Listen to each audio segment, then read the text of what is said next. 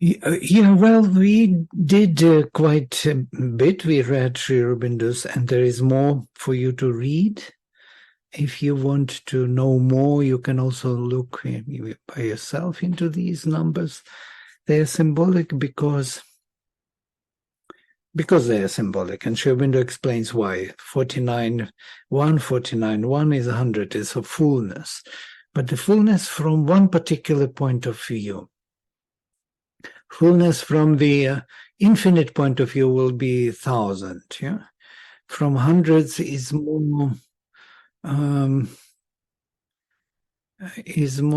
indicative of our how to say mental perception or defining planes of consciousness and being on each level. When we do define this, then we will come to 100, because 7 times 7 is a mental kind of distinction. Yeah? Distinctions of planes of consciousness by the mind. And that generates this idea of 100 as infinity viewed from the point of the mind.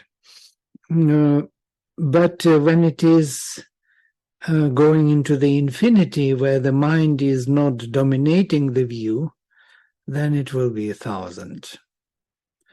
When it is 10, it's totally mental, reduced mental, so to say, where the definitions are for the embodied mind or for the reason. And this also is in somehow the infinity, because 10 sisters or 10 mental principles, 10 fingers, they are actually the 10 sephiroths of a Kabbalistic system. Is the tree of life, yeah?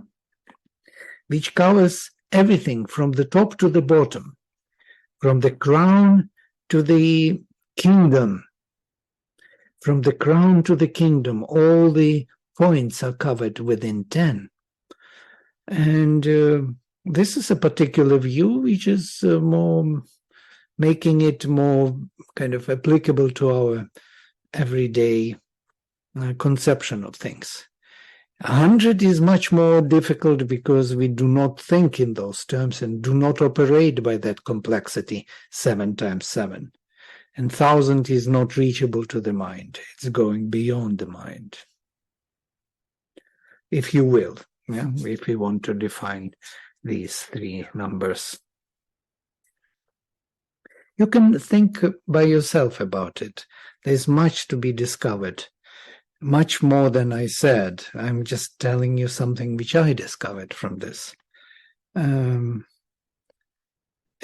because Sri Aurobindo explained that if Sri Aurobindo would not do this, we would not be able to even comprehend what it is about.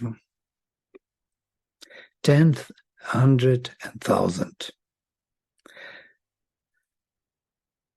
Sometimes they speak of 10 hundreds, or they speak about 10,000, yeah, the 10,000s of his plenitude. It's also a very interesting definition, because 10 is operational for our mind, but on each of these levels there are infinities, yes? So it implies a perception which is very meaningful to the rishis. They immediately understand what it is about. I hope I didn't confuse you. All right. I will start with the mantra. Om Vang me manasi pratisthita mano me vachi pratishthitam aviravirma edhi vedasyama ani sthaha shrutam me ma prahasihi anenadhitena horatran samdadhami ritam vadishyami satyam vadishyami tanmamavatu tadvaktaramavatu avatu mam avatu vaktaram avatu vaktaram. Om Shanti Shanti Shanti. Protect the speaker. Protect me, protect the speaker. The speaker is the one who expresses the higher truth. He needs protection, he needs nourishment, he needs fulfillment by the word. The word itself fulfills him and fills him with the truth, and he can express it. This vision implies that we do not live for ourselves. We live for the divine, and for the divine self-expression here. This is the purpose and the meaning of our life, not to live for ourselves and for our own fulfillment. Yeah? We are living for the divine and its self-expression, and that will fulfill us, and that will make us realized.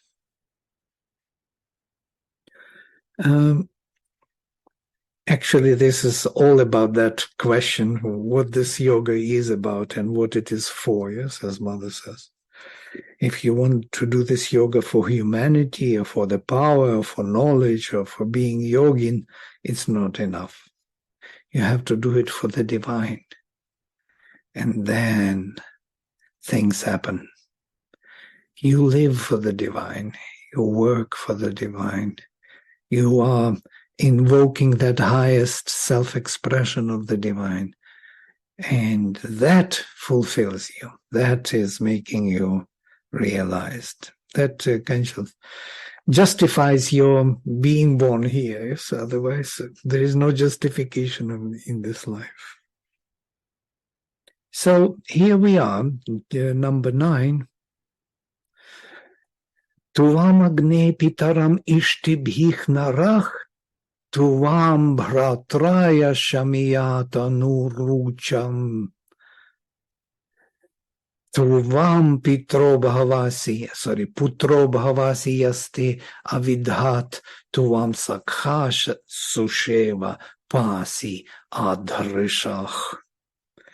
O fire, men worship thee with their sacrifices as a father, and thee, that thou mayst be their brother by their achievement of works, when thou illuminest the body with thy light. Thou becomest a son to the man who worships thee.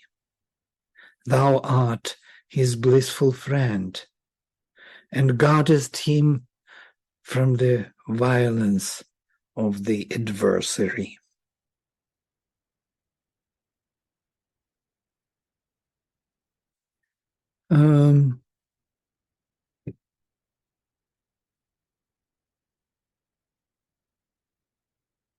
So the men worship thee with their sacrifices as the Father, that thou mayst be their brother by their achievement. So we're going on the ladder down, yes, from the father to the brother, and then we come to the son. You become the son of the one who worships thee. Interestingly, worships thee again, avidhat, who actually establishes you in every context of his life. So it means worshipping. Yes, worshipping means putting in all the details of your activities and life and thought and feeling. And so the one who does that, for him you become his son. So you kind of reproduce him, yeah, everywhere, in all activities, in all contexts. environment of your life. And you're Sakha, and for the last one, you are the friend, or the one who companion who walks with you the same, who shares with you the same space. Literally, sakha is space, sa of the same space, who shares with you the same house, the same environment, lives with you, walks with you on the path. Susheva, blissful, or blessed companion, protecting, you are protecting Pasi Adharshach from the adversary. So we see interesting gradation here from Pita, the father, whom the heroic souls, I have my own interpretation, to you as their father, or Agni, the heroic powers of the soul, Narach. I'm taking this from another translation by Sri Aurobindo. He's using this for Nara. The heroic powers of the soul with their sacrificial aspirations they go to you. You who is extended in time and space as light, Tanu Rucham, literally whose body is light. Literally body light, but body is an extension from rutan, to spread, whose spreading is the luminous light. They worship in their labor Shamya. Shami is labor for the brotherhood, Bharatraya. Interestingly, if we analyze this, Pitri, Bharatri, Putra, these words, from the etymological points of view, Bharatri etymologically is unclear, and it is even written in all the dictionaries, it's doubtful, possibly from Bhara or Bhari, to bear the burden, meaning to share responsibility, to bear the same burden, to carry forward. We can compare them with other relatives' names, like Matri is the mother, is from root ma, to shape, to form the form, yes, to create, creatrix. Matri is the one who creates the form. Tri is the suffix of the doer, the same doer, giver, yes. Matri, Pitri. Pitri, interesting word, is most probably from root pa, weak form, to fill, to protect. It's protected by filling, by occupying, by making everything packed with presence or consciousness. So he is the one who is the protector. Matri is the creatrix. Duhitri, another word for the daughter. The same etymology in English. Duhitri, daugter. Yes, it's duh from root duh. It is a milker, literally, because in the Aryan family, daughter was the milker. She was milking cows. So she is Duhitri, the milker. And even now we say daughter, and we do not know why daughter is daughter, but daughter is a milker, milking cows, etymologically. We have dugdham from here, yes? Dugd. He. Dugd he.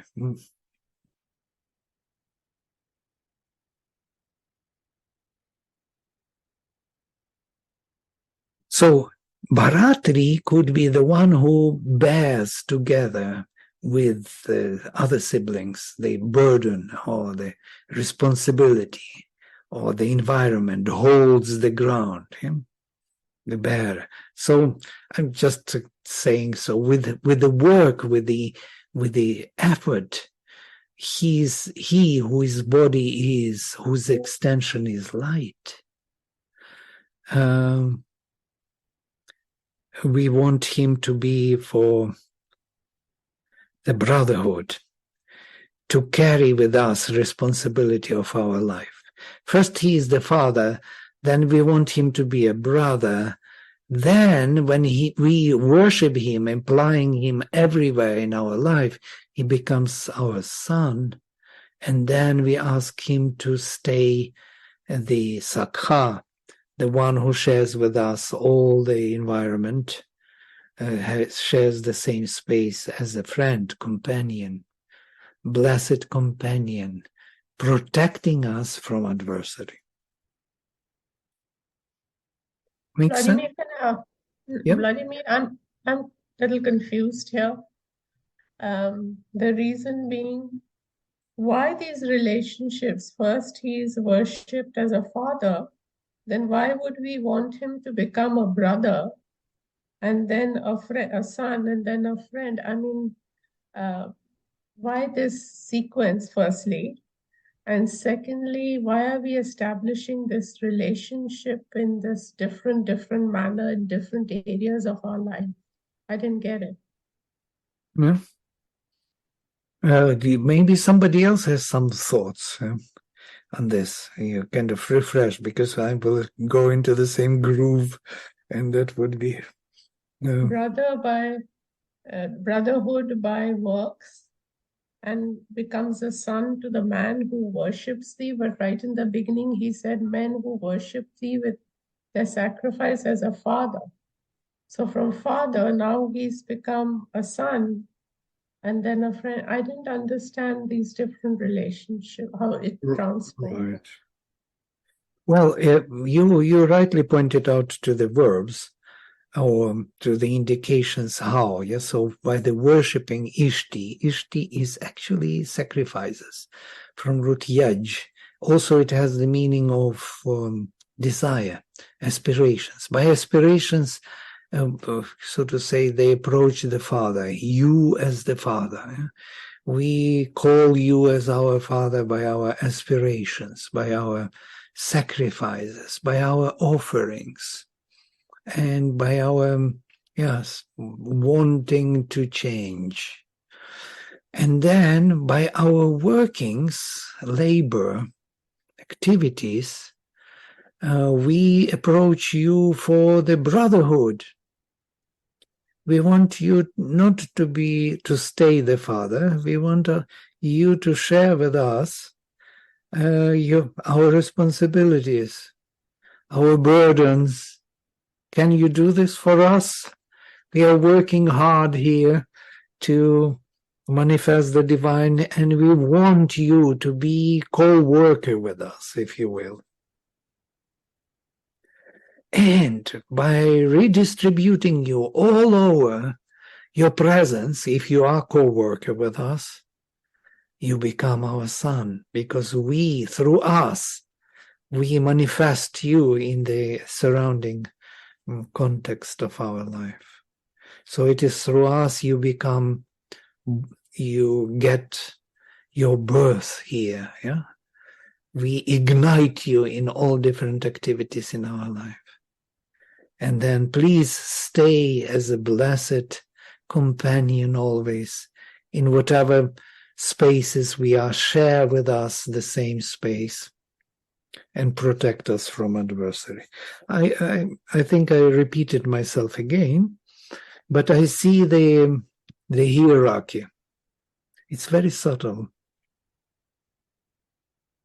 Yeah, from aspiring to the Father, as to the Father, and wanting him to share the responsibilities in our life, because his extension is light.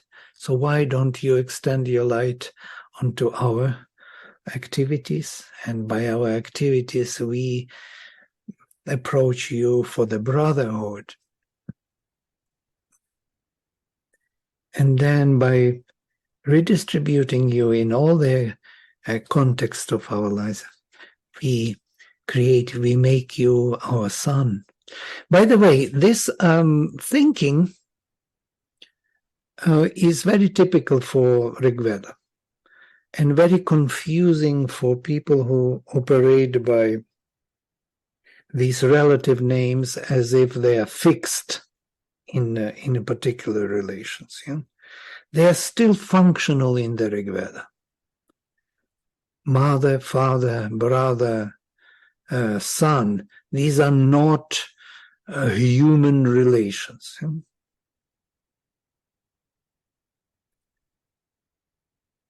Like we have in Christianity, father and son. Yeah? So there is the Father, only through me, through his Son, you can come to my Father. What does it really mean? It's a very good, actually, opening to this. Putra is the embodied or the spark of the flame. Yeah? The flame is the Father. Putra is the spark, which separated itself from the flame substance and acts already separately as he is individual formation. Yeah? He ignites new flames everywhere. So this is Putra. Pita is that luminous power, purity of the divine. And Bharata is the one who bears with us from Rudbari the same responsibilities, work to be done in this manifestation for the divine. He actually agrees to work with us. He agrees to help us out, or we agree to help him out, and we become closely related. And through us, he is manifested as the Son of the Father. It is through us that the divine is spreading its presence in the world, through human beings, through the souls. And then he becomes Sakha, the one who follows us everywhere. It's the highest, most probably, realization. Yeah. Now I understand. It's like we are not to see it as a relationship like we consider worldly relationships of father and son, but these are energies. Yeah. And they are very subtle energies that express in particular ways our relationship with the divine in different areas of our life. Right. And the last one being the best, the blissful friend who protects the adversary. Okay, I got it. Thank you. And I feel as we evolve, we change also. Like we start with aspiration and ultimately we. Yes. Yes. Beautiful. Yeah. That's beautiful. Thank you, Nidhi. Yeah. So it shows us every aspect of our being, how it can symbolically be this. The father, the brother, as we look upon it, the father is always above the brother, the responsibility and burden that we share as brother and sisters, and then the son, and then finally the friend who is always with you all the time, holding your hand, being joyful, protecting everything. Yeah. He becomes the son to a man who actually manifests him. And it is true, because man manifests him, now he becomes to him the son, so to say. Sri Aurobindo doesn't emphasize this, but since we wanted to dig into, but here also is very visible, O fire, men worship thee with their sacrifices as their father, and thee that thou mayst be. So they worship you with the sacrifices of the Father, that thou mayst be their brother by the achievement of works. So it's the same idea. So first, the Father cannot be the brother. He stays there always pure, divine. But he can reach out, leap out, and take part in our achievements, illumining our body with his light. He can do that, and so we call to him for this. And then when he does this, we generate the flames and sparks. It goes through us. We express the divine. This, Vaktaram Avatu, fulfill the speaker, the one who expresses the divine. And then he becomes the sun, because you generate the truth, or truth is generated through you. You become the generator of the truth, as it were. And then it is settled. So he is everywhere. Wherever you go, he shares with you the same environment and space. Great. So we take number 10. It's a beautiful verse, actually. Yeah. It's a very beautiful verse if we meditate on that, how it grows and changes and evolves. Yeah. And I noticed that if we are in a hurry to translate, we miss that kind of depth of what Rishi wants to put into it. He puts much more than we can really comprehend. But if we dwell a little longer, not in a hurry, that once in a while, the glimpse comes. And here another one. Tuvam agne ribhuch ake namasyach, tuvam vajasya kshumato rayach ishishe. Tvam vajasya kshumato raya ishishe, tuvam vibhasi anudakshi davane, tuvam vishikshuch asi yajnam atanich. O fire, thou art the craftsman Ribhu, near to us and to be worshipped with obeisance of surrender. Thou hast mastery over the store of the plenitude and the riches. All thy wide shining of light and onward burning is for the gift of the treasure. Thou art our instructor in wisdom and our builder of sacrifice. Interestingly, these sentences, all thy wide shining of light, Sri Aurobindo is not afraid to put too much luminosity into the, and onwards burning for the gift of the treasure. So it's shining from every corner. Burning, shining light and treasure at the end. So also shining.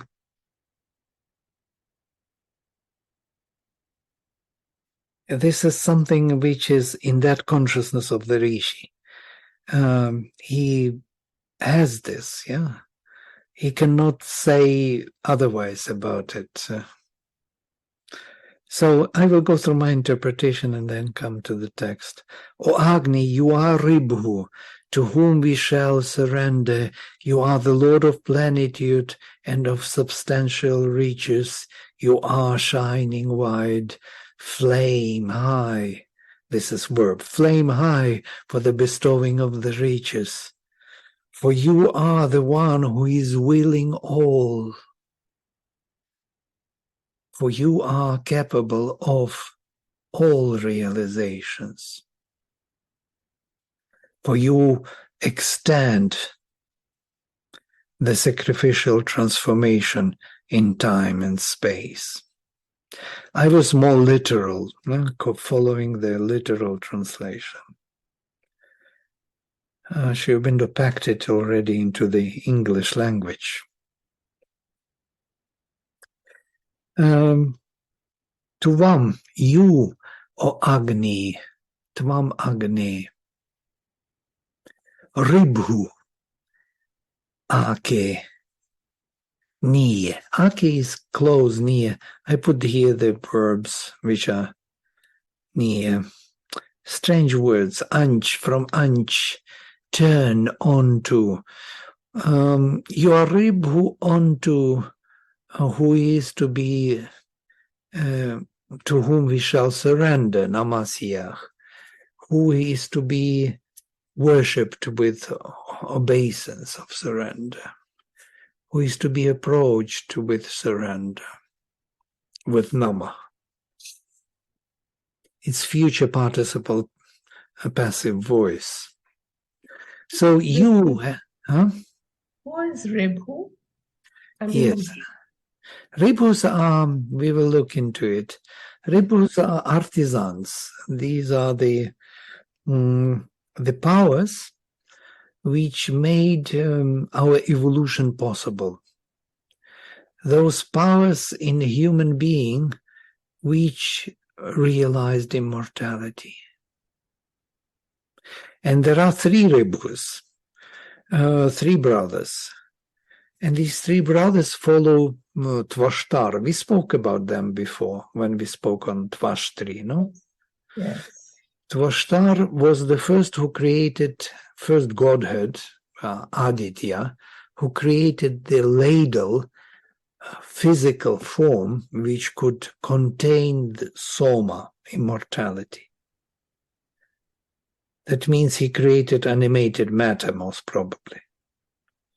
Matter which can hold immortality. How matter holds immortality in time and space? It is through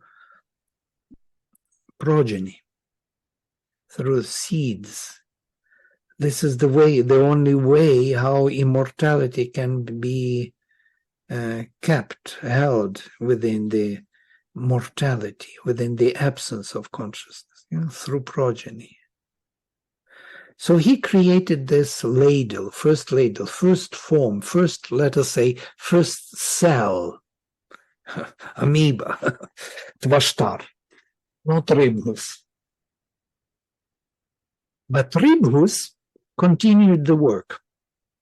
And from the physical form, they created the holder of soma in the vital. This is the first Ribhu. The second son, Vibhu, or second brother of these three. Vibhu created the pervasiveness in the mind, which can hold now the delight of immortality.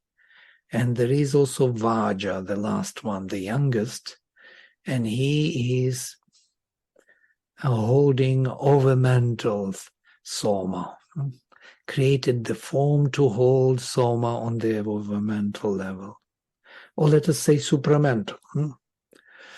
So we see physical Tvashtar, vital, Ribhu, mental, Vibhu, and overmental. I would say overmental, not to be mistaken, either supramental or overmental, Vaja, plenitude. So all of these words have meanings, of course. Actually, Sri Aurobindo has here, I took the passage from his Secret of the Veda. If you want, it's a very short passage. The Ribhus, it has been suggested, are rays of the sun. And it is true that like Varuna, Mitra, Bhaga, and Daryaman, they are powers of the solar light, the truth. But their special character in the Veda is that they are artisans of immortality. Artisans, interesting word. They are represented as human beings who have attained to the condition of Godhead by power of knowledge and perfection in their works. Their function is to aid Indra in raising man towards the same state of divine light and bliss, which they themselves have earned as their own divine privilege. By the way, they are invited to the Soma sacrifices together with gods, Ribhus. And this is the highest privilege. The hymns addressed to them in the Veda are few and to the first glance exceedingly enigmatic, for they are full of certain figures and symbols always repeated. But once the principal clues of the Veda are known, they become on the contrary, exceedingly clear and simple, and present a coherent and interesting idea which sheds a clear light on the Vedic gospel of immortality. The Ribhus are powers of the light who have descended into matter and are there born as human faculties, aspiring to become divine and immortal. This is the key, actually. Ribhus are powers of the light that have descended into matter and are there born as human faculties, aspiring to become divine and immortal. In this character, they are called children of Sudhanvan. Sudhanvan is the perfect desert. A patronymic name is merely a parable of their birth from the full capacity of matter touched by the luminous energy. So that's why Su, perfect, and Dhanvan is the desert or matter which is perfected by the light or influenced by light. This would be pure matter? It is transformed matter influenced by the spirit, not yet pure, no. But in their real nature, they are descended from this luminous energy, and are sometimes so addressed, offspring of Indra, grandsons of luminous force. For Indra, the divine mind in man, is born out of luminous force, as is Agni, out of pure force. And from Indra, the divine mind, spring the divine aspirations after immortality. The names of three Ribhus are, in the order of their birth, Ribhu or Ribhukshvan, the skillful knower and the shaper in knowledge. This is the one who shapes the vital formations, which can hold the immortality, Soma. Vibhva or Vibhu, the pervading one, the self-diffusing. It is the one who deals on the mental level. And Vaja, the plenitude. Their names indicate their special nature and function, but they are really a trinity. And therefore, although usually termed the Ribhus, they are also called the Vibhus or the Vajas. Ribhu, the eldest is the first in man who begins to shape by his thoughts and works the forms of immortality. Vibhava gives pervasiveness to his working. Vaja, the youngest, supplies the plenitude of the divine light and substance by which the complete work can be done. These works are formations of immortality they affect. It is continually repeated by the force of thought, capital T, that means supramental thought, or Indra's influence in this case, with the mind fulfilled and material. They are done with power. They are attended by a perfection in the creative and effective act. Suapasyaya, sukrityaya, which is the condition of the working out of immortality. These formations of artisans, otherwise typified as the hill or rock, out of which the waters and the rays are delivered.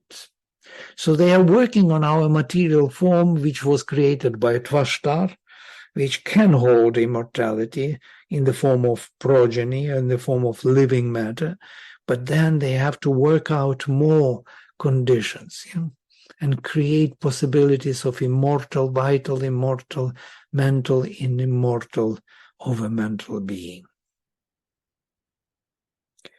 Based on material frame, again, which was never done. This is an evolutionary process.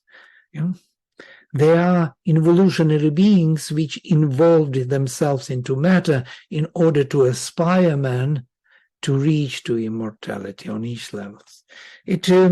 What it makes me think is this, what Mother did with her body. She was working on the immortality of her physical body, very close to this idea of the Veda. And she created the vital immortal body and mental immortal body.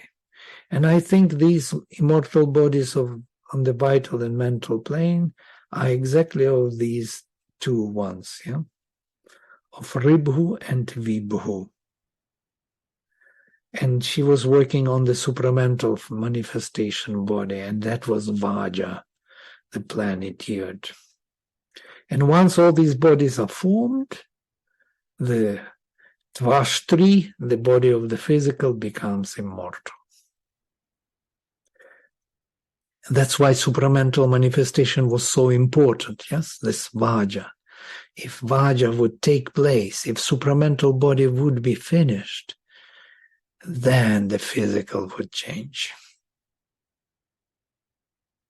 So it's a mysterious kind of way of talking about these three Ribhus as artisans of immortality on the evolutionary scale.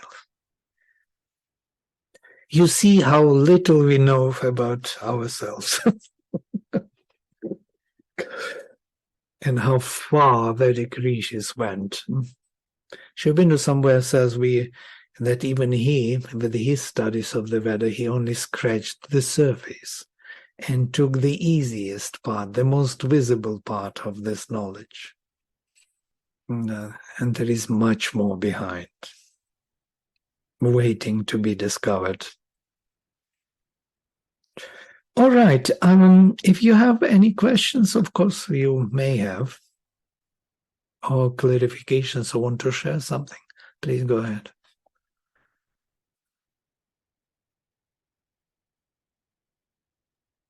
So Yeah, go Agni, ahead. so Agni is also Ribhu. Yes. Power. Yeah, of That's what course. yes, Who else is Riva if not Agni? Yeah. transformative. Yes. Yeah. Agni is immortal among mortals. It is him who builds the immortality for us on each level. Well, if Agni is all the godheads mentioned before, Vishnu, Rudra, Shiva, just name it, Ashvins, Varuna, Mitra, Aryaman, Bhaga, so why not Ribhus? Yes. So there is so much more to know. Oh yeah. So much more that we don't know anything. Yeah, absolutely. We don't even know that such thing exists. Yeah. Yes. Not to say, even mentally, we do not know. We cannot even name it. Why were we made so ignorant? Well, why? Give me one answer why. Tell me why. I want to know why were we, if we have the divine in us and we know our purpose, some little ray should have been there. Something. Why are we so? We are ignorant because of the Leela, the play, I think. Yeah, that's very easy to say, but he enjoys us we want coming to out know. of the darkness. I want to know what is. There's so many possibilities in us, so many capabilities in us, so much inside this body and mind. Oh, yeah. And yet we are so blind. So blind and stupid and live such a small life. Stupid. Beating around the bush, the same routes we are going every day. Yes. And then we just die. And then we die uselessly. Yes, absolutely. And then we are born again, same old ignorant self, to fall flat on the face. Again and again and again. This has to stop. Yeah. Or we have to start to be conscious of what is going on rather than this has to stop. Advaitic has to stop. We have to continue to become more conscious. Yes. Ribhus are working in us.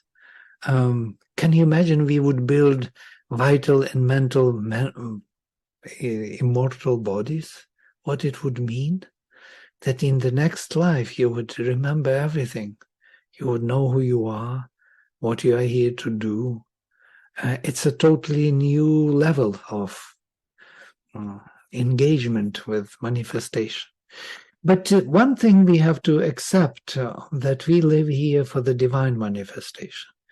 And then things become easier for us. Because the divine... Huh? Yes, Anna. So maybe it's also we are given the opportunity to participate in stories like Krishna is the brother of all these cowboys, and this is the story that you have to live through to get to this headline, God is the brother. But you have to live through, being a cowherd boy, to understand that. You have to be, Radhead to be able to appreciate the headline that, God is also a lover.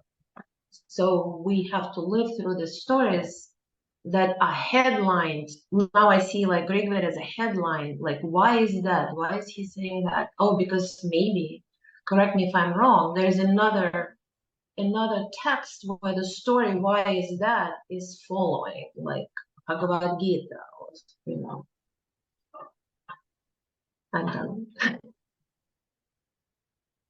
I think it's maybe other way around. These stories come from this deeper kind of divine foundation of all possible relations, which later are embodied in the mythological stories in our life, that we call him a father. I was thinking the other day, look how interesting. I remember my father and mother, they are no more. I'm so attached to them. I love them so much. And then in next reincarnation, I will have totally different father and mother. So I was thinking about this because what is happening here? So this particular lineage of Petris, in this lifetime, yes, I would go and kind of worship Petris, this lineage, this particular nationality, this particular country, fight, language, understanding, this what I got. You got Bengali, I got Ukrainian. These are the temporarily events for my soul journey. And I'm invoking those Petris of those Ukrainians to win the battle. And next time I will be invoking different Petris to win the battle. So what I want to say is very simple, actually, that we all work for the universal fulfillment. This time I'm invoking these Petris for the fulfillment, and my soul is participating in it, building this lineage. Next time I will be born into another family and will invoke other Petris, building their lineage. And every one of us is doing this. We are building simultaneously many lineages from incarnation to incarnation. And that's how we are growing together as a group soul. As human unity concept is coming from here. We are all working for all. You're working for me, I'm working for you, though we're in different peoples, in different formations, in different countries, in different nations, cultures, and still we are working for the same aim. Amazing, just to think where human unity is coming in, because it can't be that I'm only this or forever. And not only now, it's even more difficult because even sex is changing. Mother says that nature started to change sex from male to female very often, mixing up things. Because the nature is kind of confused. It wants to create sexless being because of the presence of the supermind already pressing it. And the psychic being is sexless. It is it. It's a child. It's not male or female. So nature starts making mistakes, bewildered, doesn't know where to go. So it starts kind of anticipating the future and create such a mess. It's kind of interesting thoughts on this reincarnation in our group soul and where this brother father comes from. If we see this hierarchy, it's amazing. Why I'm saying that it is often in the Veda, this, because there is another very confusing passage of Daksha and Aditi and Usha. So the mother and the father generate the daughter who is marrying the father because, but it has nothing to do with father, mother marrying daughter. It's father is not marrying daughter in this, in the human society. And that was the confusion which was severely criticized. But what happened there, Aditi, through the Lord of the supermind, made a projection of herself as Savitri or as Dakshina, as the luminous Usha, dawn. And she, for example, she has a son, Agni. Agni approaches her as a son, and then he becomes her husband, her lord. So how come that mother marries the son? So I want to say that this is a common thinking in the Veda. They do not think in terms of human relations. They use them because they are indicative of something.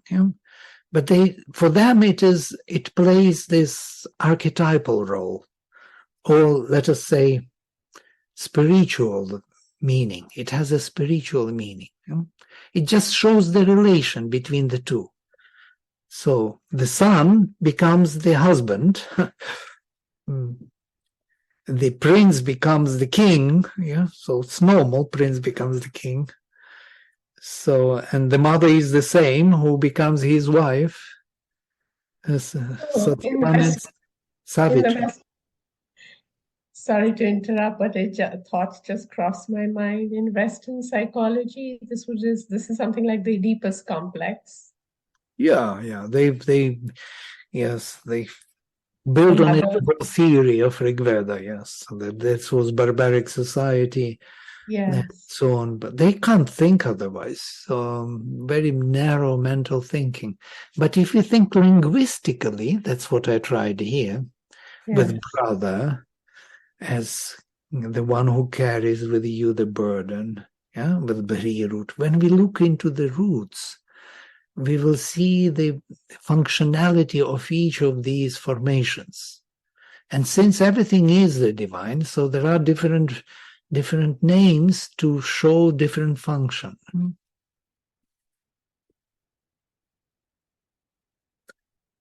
Yeah.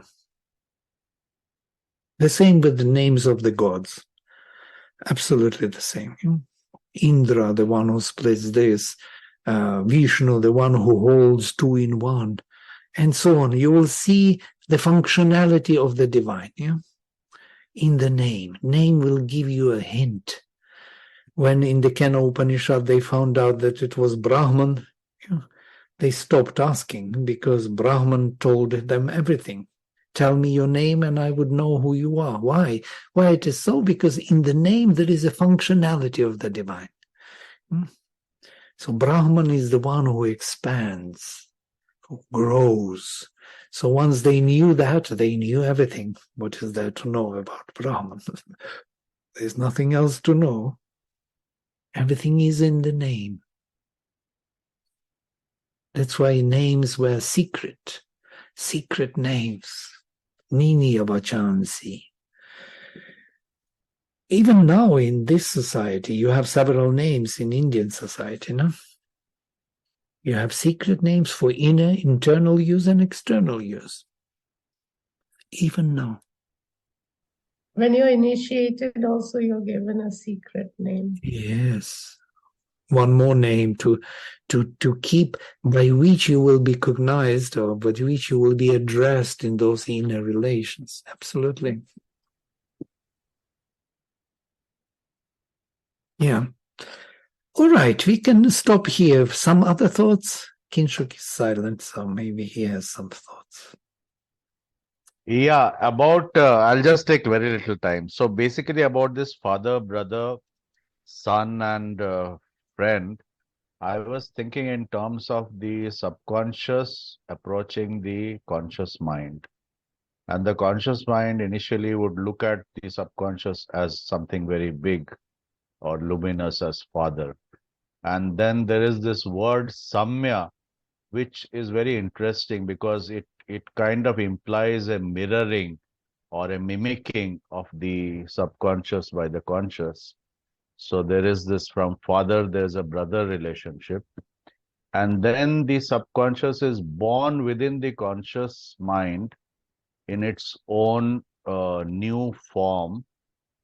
And then after that, they share the same space and become the same thing. So I was thinking of it from this point of view.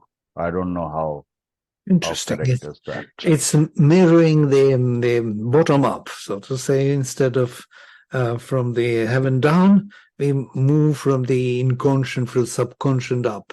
And in a way, it should be mirrored in the same way, because Yeah, Peter because is brother not implies a kind of mirroring. I mean, mimicking. I'm trying to mimic, let's say Agni, who by my actions or something. interesting. I'm kind of worried about this word samya. What does it mean? Balanced or Shami, similar? here it is. Shami, effort, labor, toil. It's not same. It's Oh, it's Shami. not same. Actually, Sham root is interesting root from which Shanti is produced as peace. It has a meaning also of work, yeah, and being exhausted. From here, Shram, there is another word, Shram, Shramyati, Shranti, to be exhausted, to be. So, Okay. I understood it wrongly. Okay. no problem. It is not wrongly. It's interestingly, that brother is someone like a sibling, who is always here, like you in a different form. Yeah. So Yeah. and it's not putra. Putra is dependent. You are the generator, and father is generating you. So the brother is that middle ground. Yeah, it's very interesting thought, in between father and son, there is brother. Yes. Kinshuk, I had a quick question for you. For me? Oh, yeah. I really What? liked your analogy about the subconscious thing. Yeah. It was beautiful comparison. So you said, let me just repeat it to you so I know that I understood it correctly. So the father is the subconscious. Yes. When you're looking at it from the perspective of the conscious mind, because Correct. that is all we have at this point in time. We Correct. would look at the subconscious as the father and the generator of everything that we have. Correct. That's what I And meant. therefore, when in this verse he says, "O fire, men worship thee with their sacrifices as a father," the men are already indicative of a conscious force. Yes, that's what I meant, really. That's what Okay, I thought. got it. Thank you. That was my question. Thank you very much. I think it's beautiful. You really nailed it at another level. Thank you. Yeah. Subconscious is also the universal something, yeah, which is not, in that sense, of course, if you take Freudian view, there is no superconscious. Yeah? So basically, it's all coming from elsewhere, from subconscious. But we operate by superconscious, yeah, which is actually totally fitting into this subconscious view. So in a way, either it is, but it is, again, it's universal, it is super, yeah, away from us, it's higher or wider, or it's like archetypal for us, or something which defines us. And then it becomes closer to us because it's reflected in our life. It's like our brother, become closer to us, be part of our environment, and then we can generate, we can turn into the Father. Great. Actually, even more interesting thing that these four are purely reflecting, and now it comes, since we are dwelling on it longer, it will gather more information. It reflects these four major streams of minor tarot. Some of you may know major and minor. Minor tarot has the clubs, the cups, yeah, the spades, and the rubies or whatever, the diamonds. So these four, look at them. It's amazing because the first one is the Father, is the will, the creator. Then there's something coming, which is the mother, and this is the brother. Yeah? The mother already has to kind of take the father's influence or presence into the environment, yeah, build it here. Then there comes the son, because between the two, and finally the diamonds, which generates the environment. Those of you who studied occultism, they will see a very interesting parallel here of thinking, coming from the will to the embodiment, from the crown to the manifestation or to the kingdom. So the same thinking, where brother is that middle ground which holds both son and father. And Vladimir, I do find that this this concept of the father being born from the son seems to have occurred in many places. I'm not exactly able to say right now, but it is as if the son is giving birth to the father. It's kind of convoluted, but I seem to have seen it in many places. The son giving birth to the father. Yeah, I don't know. Before father was not father without the son, but once son was born, he became the father. Yeah, Son is the father of the man. That kind of a thing. Right. Yes, that was in Brahmanas, and this is also the sacred name Yahweh. Yod He Vav He is what we call Yehovah in the Jewish tradition, in the occultism. Yes, so Yod is the father. He is the environment into which father projects itself, the mother. Vav is the son, and next he, there are two he's. There's kind of cross from Yod to Vav is the vertical line, and horizontal are two he's. So the movement from Yod to he would be from the father to the mother, conception and conceivement, and then we come to the son. Son is born, and then son represents the family in the society as second he. So it's an authority of this creative act, and this is Sakha. He is actually the one who is the helper, the servant of the night. So the servant of the night in the cards, I mean, I'm speaking about occultism.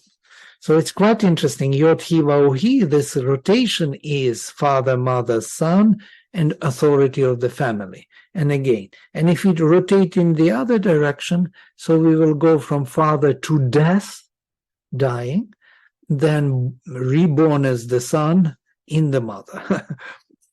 So we have two rotations, yeah. It's an occultism, but interestingly, they operate by these four. Here, mother is not mentioned, but what is mentioned is that we aspire to you for brotherhood. Interesting. That thou mayst be their brother by their achievement of works, and thou illumines the body with thy light. This brother is mysterious, of course. Anyhow, thank you for today. We will close here and we'll take next time, next verse, number 11. Agni here is becoming Aditi. And we have Bharati, Ila, and Saraswati. He is also all these three rivers. We will look into them. Okay, I will close the mantra. Om Sarve Bhavantu Sukhinah Sarve Santo Niramaya Sarve Bhadrani Pashyantu Ma Kaschit Dukha Bhag Bhavet. Om Shanti Shanti Shanti. Anna is saying Bharya wife is related to Bharatri, Bharatri, brotherhood, thus becoming wifehood. Bharya is an interesting word because it is the one who is to be carried, who is to be supported, who is to be, you have to bear her with her, so to say. That's interesting because I read somewhere in Egypt, wife and sister were actually the same word. That's interesting. Wife and sister meant the same. Depending on context, they would use different word, the same word. Yeah, we need to look into etymology, what it says, what it does. Yes, why they called sister and wife. But most probably, like Bharya. Bharya is the one to be supported. And Bharta is the supporter, the husband. Bharya is the to be supported, the wife. So it could be wifehood, very good. Instead of brotherhood, wifehood. And actually, you shocked me, because this, one more last drop. The motherhood and the psychic beings and the brotherhood as fraternity is built on the psychic love. And the mother is connected to the psychic. It is she who builds this brotherhood. It is through the mother that we can love each other only, not through the father. Interestingly, it is in the womb of the mother as the universe that the oneness is manifested. And only through her we will arrive at this psychic love, which is brotherhood. So brotherhood and motherhood, in this sense, are very closely related. They are holding all for us, the whole environment in which we can manifest our relations as sons of the Father. It's that vertical line, yeah? On the ground of which everything is manifested. It shocked me because the psychic presence in the heart is the presence of the mother, as Sri Aurobindo explains. And he is the presence above the head. So these two are necessary for integral yoga.